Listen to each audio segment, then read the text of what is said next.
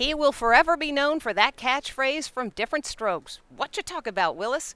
Now actor Gary Coleman is being remembered in an upcoming documentary that reveals nearly 15 years after he died at age 42, there is still mystery about his death. Gary Coleman was once the highest paid child actor in America. I've never seen a black goldfish before. That's okay. He never saw a rich white man before either. But after Diff'rent Strokes came to an end after 8 years, his life went into a tragic tailspin. Coleman's story is being retold in Gary, a new documentary streaming on Peacock next week.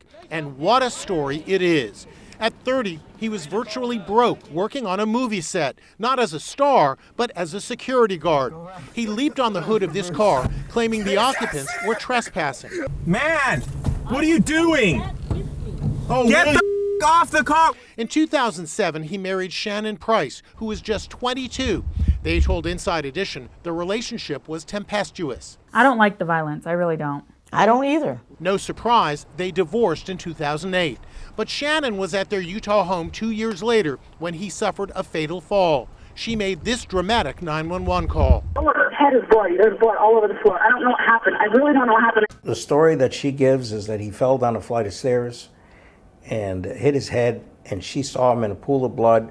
She didn't want to touch him because she didn't want to be blamed for his death. Gary was taken off life support 2 days later. His friend and former co-star Todd Bridges tells Inside Edition today that was too soon. He had told us he wanted, if something happened, he wanted the chance to be able to make it back. The kid was a fighter.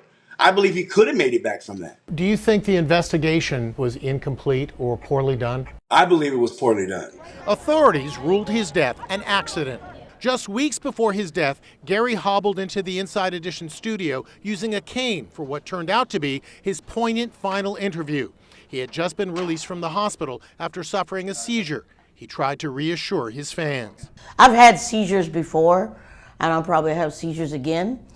And it's no worries. I'm not dying.